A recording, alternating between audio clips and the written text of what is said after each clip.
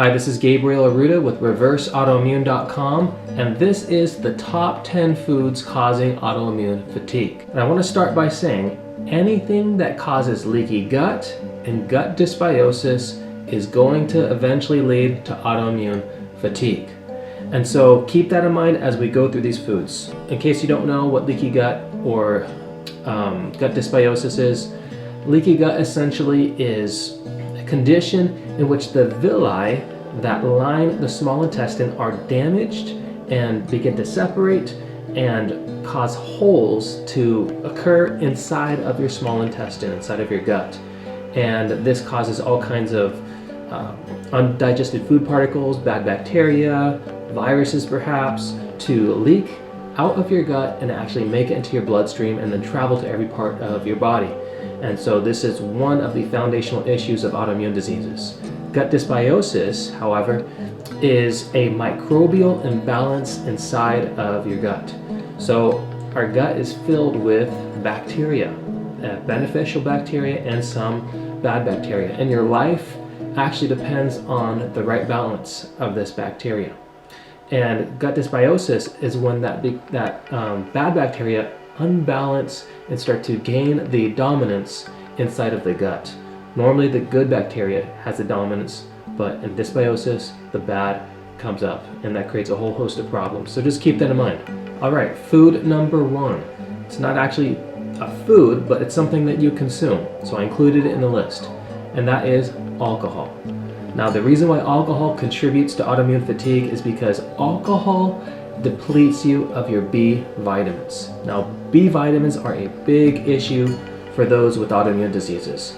And typically, autoimmune patients are already deficient in B vitamins due to possibly methylation issues or perhaps just even a poor diet.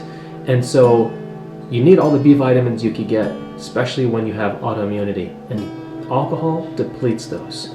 Not just that, alcohol is hard on the liver, and liver dysfunction is also very common with people with autoimmune diseases. And the reason why this is because the liver is really the first organ that gets hit with whatever is coming out of the gut, whether it's good or bad. And gut dysbiosis, that microbial imbalance in the gut, has been found its presence has been found in every instance in which its presence has been investigated in an autoimmune disease. So it's safe to say it's in probably pretty much every single person that has an autoimmune disease. And so that microbial imbalance is going straight to the liver, and it's hard on the liver, and so the liver takes a big hit with autoimmune diseases. So you don't want to overburden your liver.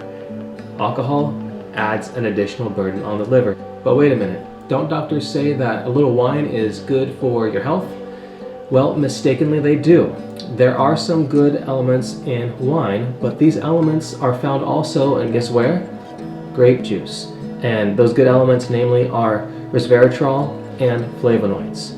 They're found in wine, but they're also found in the grape juice. But when you get it from the grape juice, freshly squeezed grape juice that is, you're getting it minus the alcoholic fermented content, which is hard on the liver, depletes the B vitamins, leading to autoimmune fatigue. Okay, food item number 2 is animal fat, which is going to be on meat. And studies are showing that animal fat actually causes leaky gut. They found that even a single meal containing saturated fat from animal foods causes the breakdown of the lining of the small intestine, aka leaky gut. And this elevated fat intake is also associated with elevated serum, androgen, and estrogen levels. And this is going to lead to breast cancer, colon cancer, and prostate cancer. So if you don't get hit with the autoimmunity, you got cancer that you also have to watch out for as well. And not just that, meat has been found to be particularly high in a particular estrogen called estradiol. Now, estradiol has been shown to induce tumors in animal studies. And so it's implicated with causing tumors, cancer, and even possibly inducing autoimmunity in humans. Okay, food item number 3, dairy. Dairy is more and more becoming an allergenic food. More and more people are having problems with dairy. Let's tackle the first issue with dairy, growth hormones. Most dairy in the US is going to contain Monsanto's genetically engineered recombinant bovine growth hormone, also known as RBGH and also RBST. The milk from these cows contains up to 10 times higher levels of IGF-1, which is a hormone that's considered to be a very high risk factor for cancers. The second issue with dairy is estrogen. Now, estrogen is a big factor in those who have developed autoimmune diseases. For instance, several studies looking into how hormones have affected the disease lupus have found that estrogens actually enhance autoimmunity. That's been clearly found in studies. So estrogen, the elevated estrogen that's found in meat, is an issue. Okay, the third issue with dairy and really meat in general is antibiotic use. Higher incidences of infected udders in these dairy cows has resulted in the greater need of antibiotics. And there also have been found higher amounts of pus in dairy due to these infected udders. But this higher infection amount in the cow udders has caused for the need of more antibiotic use. And as a matter of fact, the FDA came out with a statistic that found that 80% of the antibiotic use in the United States was due to, you guess which group? Not seniors, not retired folks, farm animals. And so farm animals are filled with antibiotics. And so this, of course, is antibiotics are a chemical. They cause problems. They wipe out your good gut bacteria, and which contributes to gut dysbiosis. We talked about that earlier. And so you want to stay away from as many antibiotics as possible. You certainly don't want to be eating it in your food. And so that's the third reason that dairy is an issue leading to autoimmune fatigue. Food number 4, coffee. Again, coffee isn't exactly a food, but it's something we consume, so I included it in the list. Now you might be thinking, wait a minute, I thought coffee gave me energy. Well, short term, it does. That's how it feels like. However, recent studies are finding that over time, coffee actually brings your energy level down to a subnormal energy level when you're not drinking it. So when you're not on coffee, what should be normal energy level here is actually down here now. Therefore, when you do drink it, you feel like you're getting an energy boost, but all it's doing is taking you from that subnormal level up to where you should be naturally, up to a normal level. So it feels like you're getting an energy boost, and maybe you go, a smidge above your normal energy level, but it's really not that much. It's actually just bringing you up to where you should be. Not just that, coffee abnormally stimulates the central nervous system. This is not good. It decreases blood flow to the frontal lobe by about 27%. And also, coffee actually worsens psychiatric illnesses such as depression and anxiety. And these are big issues with autoimmune diseases because there's often neurological damage. And so depression and anxiety are features, they're factors of autoimmune diseases. So you don't want to worsen those symptoms. And so when you back up and look at the overall picture, coffee actually takes energy away, even though at the time of drinking it, it feels like there's an initial boost. But when you look at the big picture, it's an energy depleter. It's an energy zapper. So that's another reason why it contributes to autoimmune fatigue. Food number 5, refined sugar. So junk foods feed your bad gut bacteria. Now you might be asking, okay, so why is that bad? Well, this is important because bad gut bacteria actually eats vitamins and minerals and nutrients, and it excretes toxins. And so this is terrible. When you have an overabundance of bad bacteria, you're eating, perhaps some good quality food, it's going in you. That bad gut bacteria is actually eating it before your small intestine has a chance to absorb it. So it's like a little robber living inside of your gut that's stealing your vitamins and nutrients before you can get to it. So this is terrible. And some of these are your B vitamins. And when you're deficient in B vitamins, that's going to lead to neurological issues, depression, anxiety, possibly even insomnia. And both of those are hits on your energy level. You don't feel like getting up and exercising when you're depressed. And anxiety is just an energy depleter. You're over anxious, you're stressed, and obviously bad sleep is going to affect your energy level. Not just that, they eat your nutrients, but like I mentioned, they excrete toxins. Now these toxins are going to be an additional burden to your body and your immune system, and that is going to cause an energy deficit in your body. It's going to be an energy ding. You're going to take a hit on your energy by your body having to give attention and trying to deal with these toxins. And the more the gut bacteria there are, the more toxins your body has to deal with, and the system can literally become overwhelmed.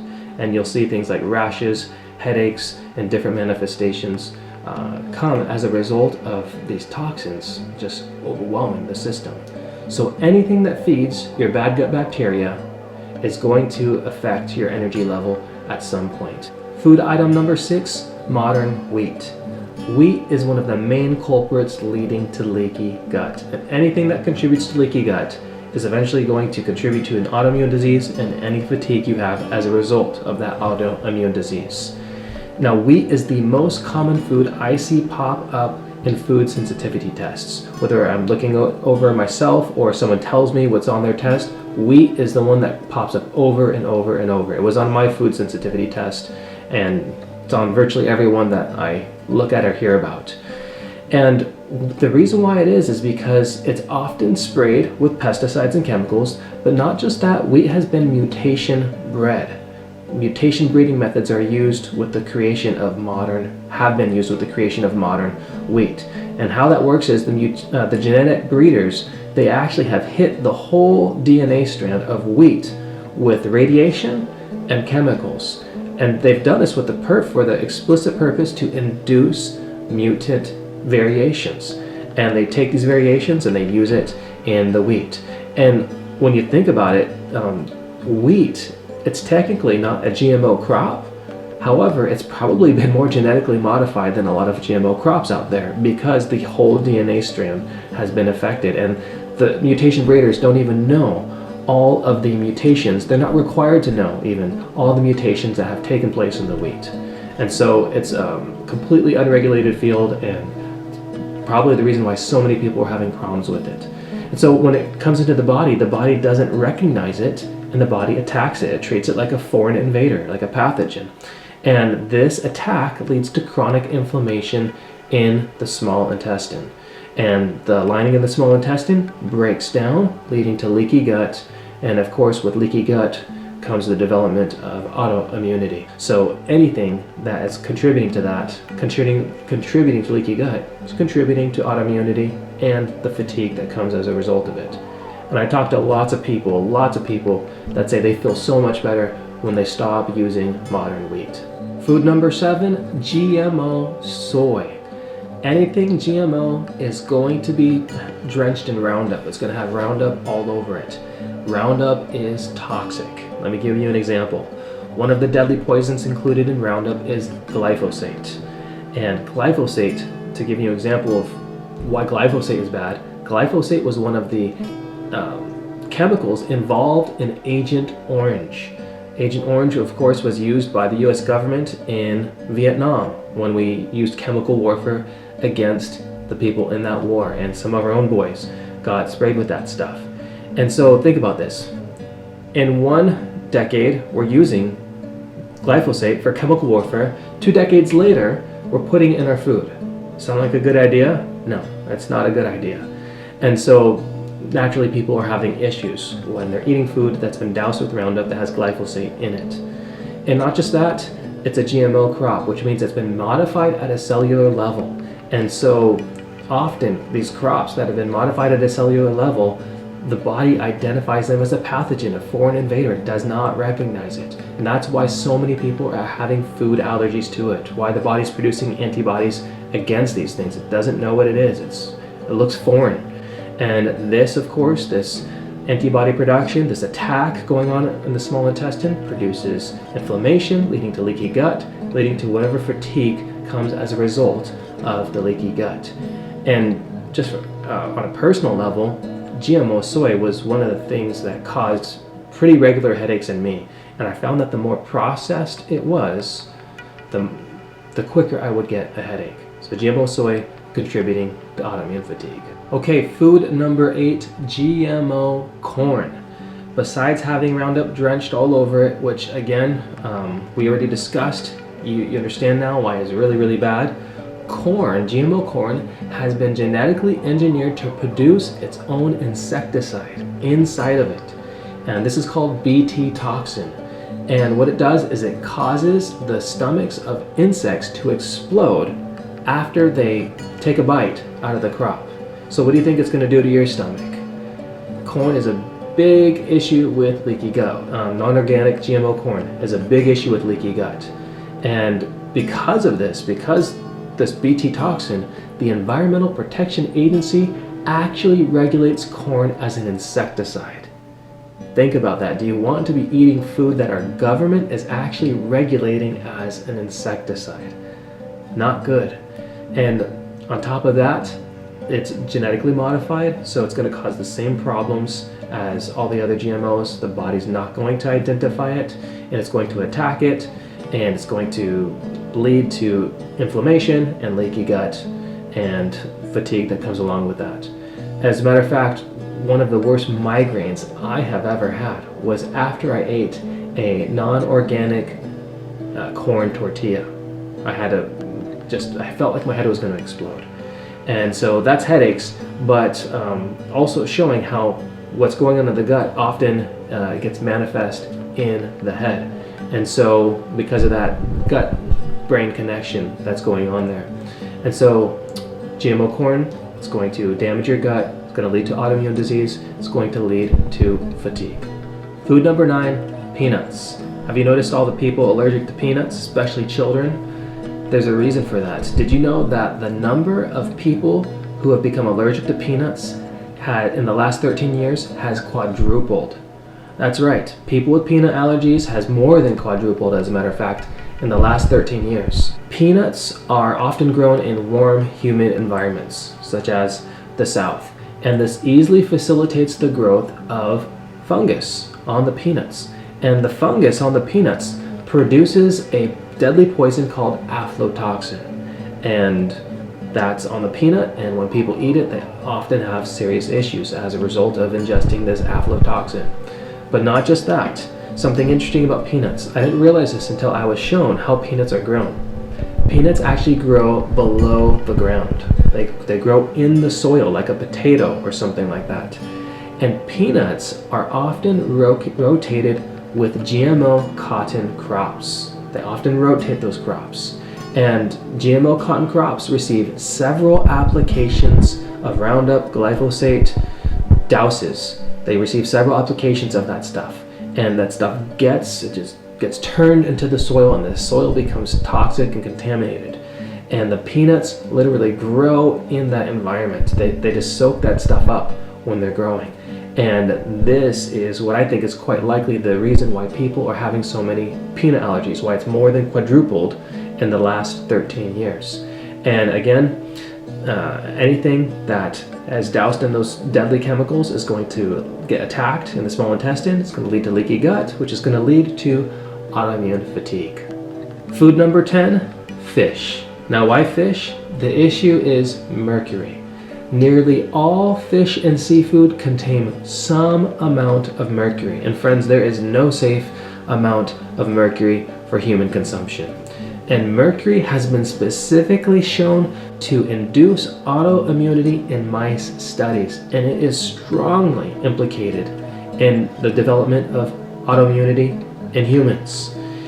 Heavy metals are known to compromise the immune system, and that's going to lead to an autoimmune disease, an immune system dysfunction.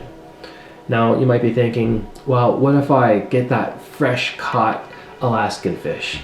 Unfortunately, it's still an issue because fish have huge migration routes. They could travel hundreds, if not even thousands of miles. And the place they were prior to being caught in some nice open ocean area could have been an absolute dump, a cesspool. It could have been right by one of those big pipes that's dumping sewage right into the beach. And so it's not safe because you're not exactly sure where they were before. And almost all seafood is showing up with some amount of mercury.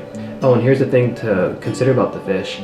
the larger the fish or the larger the predator, the further up the food chain you go, and with the fish, the higher the amount of mercury. And that's because the predator fish are eating the smaller fish, and it's eating their concentrated mercury as well. And so it's doubling, it's exponentially growing the amount of mercury that's in the predator fish. One of the worst ones is tuna. Tuna is one of the worst fish for mercury contamination, and that's such a commonly consumed fish as well. So fish, mercury, autoimmune disease, autoimmune fatigue. Okay, so you might be thinking, well, what can I eat? Is there anything left I could eat? Absolutely. There's lots of good stuff you could eat. What you want to do is you want to focus on an organic, non-GMO, plant-based diet. There's lots of wonderful variety of foods that you can still have. Now, if you have leaky gut or gut dysbiosis, you have to get that healed first. You got to get that fixed first.